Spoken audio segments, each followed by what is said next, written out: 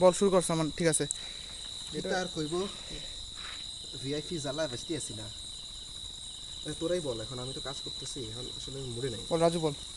কি বলবো রাশেদ ভালো করতে রাশেদ বল কি বলবো তাতে বল তাতে বল তুই তো ডিসিশন ভালো দিস হ্যাঁ আচ্ছা আমি ধরেই দে আচ্ছা হ্যাঁ বল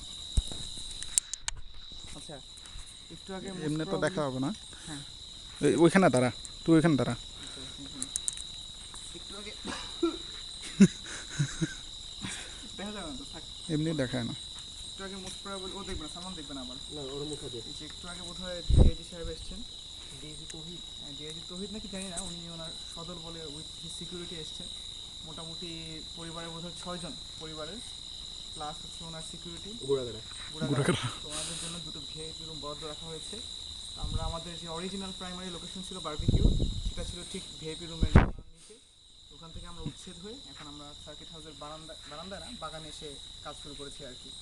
এখন আমাদের যে টিম লিডার সালমান একটু রেগে আছেন বারবিকিউ করার সময় সবসময় হয় তো উনি বারবার ক্ষমা চাচ্ছেন কিন্তু আমরা ক্ষমা করতে রাজি নই রাহিদ ভাই একটা কষ্ট করতে হবে